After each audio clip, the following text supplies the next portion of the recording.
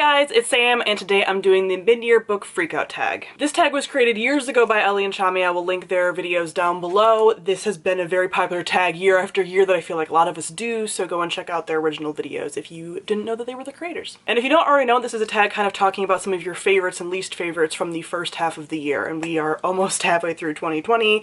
It both feels like it's been 100 years, and it also feels like it hasn't been that much time at all, but no matter what, I hate it. So question number one is, what is the best book you've read so far in 2020? This will not surprise anybody. That is The Winter of the Witch by Catherine Arden. This is the third and final book in the Winter Night trilogy, and I've been gushing about it ever since I read it because it is perfect. It is the best finale that I've ever read. This is the finale in an adult fantasy trilogy that's based on Slavic folklore mythology, and it's perfect. There are no faults. All of the arcs are completed, everything is beautiful, everything ties together wonderfully. I've gushed about it enough. If you haven't decided to read it already, I'm probably not going to convince you, but you should. Question number two is the best sequel you've read so far in 2020. That will have to go to God's Grave by Jay Kristoff, which is the second book in the Nevernight series. I have finished the full series now. This is still the best sequel that I've read so far this year, and just was so good. So many elements, so perfect, because it's a combination of an assassin story and a gladiator story. What's not to love about that? Question number three is a new release that you haven't yet read yet but want to, and that is Ruthless Gods by Emily A. Duncan. Have I had an arc of this for a few months now? Yes, since before it came out, yes, I have. But if you don't remember, the end of last year was rough, so I wasn't reading scary things, and I know this is a little bit spoopy. So I'm now in a good place, and I think I can read this, so probably sometime in the next few months. And we just got an announcement for the third book as well, so like good timing for that. But yeah, I would like to get to this to see if I like it more than I liked the first book. Number five is my biggest disappointment so far this year, and that would be The Immortalist by Chloe Benjamin. This is a adult literary fiction story that tells the story of four siblings who get told at the beginning of the book the dates that they're going to die. Then it follows them throughout their lives. This I expected to be better. This was a book that a friend lent me shortly before she passed away, so it had a lot of like emotional, sentimental attachment for me, and I kept putting it off, and I ended up reading it and just not really enjoying it, which was just, I felt sad about that. So there was some emotional disappointment for me here, and there were really no other books that I had really hyped up that I didn't like besides this book. All the other books that I didn't end up liking throughout this year, I kind of felt like there were good odds I might not like them, but I still gave them a chance. So this is the one that like actually disappointed me. Number six is my biggest surprise so far this year, and that would be The Queen of the Conquered by Case and Callender. This is the first book in an adult fantasy duology that takes place in a Caribbean-inspired setting, and I had not heard much about this. Brody talked about it and said how they loved it, so I moved away at my TBR, and then I ended up loving it and was like, thank you for recommending it. But besides Brody, I hadn't really heard anyone else talk about this, and this is so interesting and like fun to talk about with people, and I can't wait for the final book. So I definitely recommend this if you haven't really heard a lot about this. I have a review, which I will link on the screen because there's a lot going on to talk about in a video like this, but definitely was a big surprise and blew me away in a way that I wasn't expecting, obviously, because that's what surprise means. Then we have new favorite author, and that can be a debut author or a new to me author, and for this I chose Talia Hibbert because so far this year I've read two of her books, both in the Brown Sisters series. Talia Hibbert is an adult romance author, and this is a adult contemporary romance series, kind of, because it follows all of these sisters in this family. So I read the first two books. You can read them as standalones, but that is Get a Life Chloe Brown and Take a Hint Dani Brown, which I will talk about more in my wrap-up for this month because I read it this month. But I have enjoyed them both immensely. They feature such interesting characters. They both feature interracial relationships. They feature fat characters. They feature black female characters.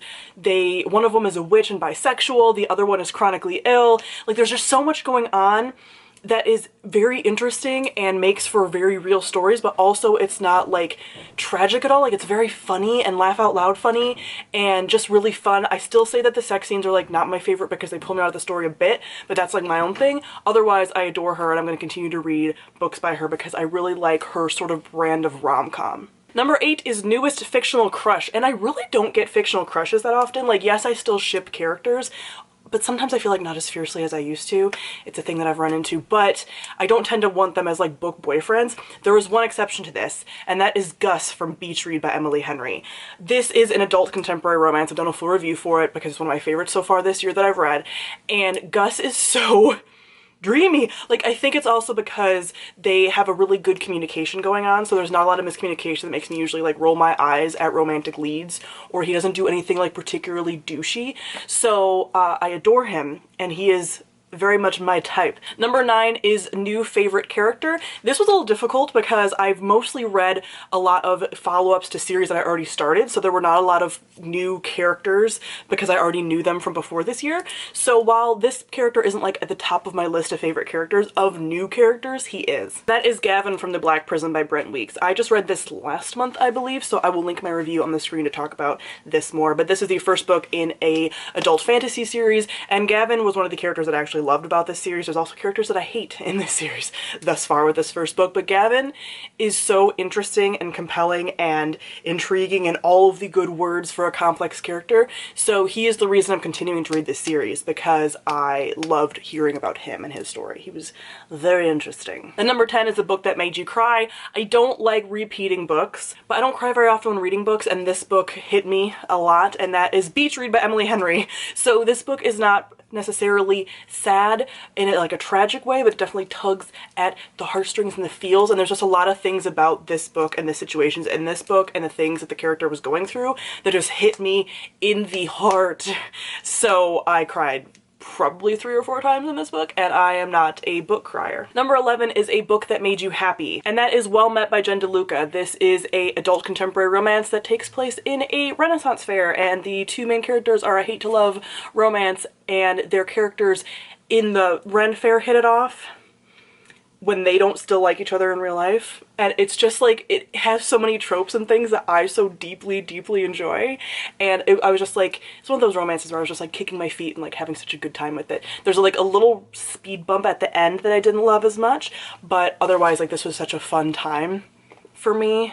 And I can't wait for the next books in this little like companion series to come out. Number 12 is the most beautiful book that you've bought this year. And it actually, instead of answering that question, because I haven't actually bought a lot of books this year, I'm actually going to do like a mini book haul of the 2 books that I bought this month, because I'm not going to do a book haul for 2 books.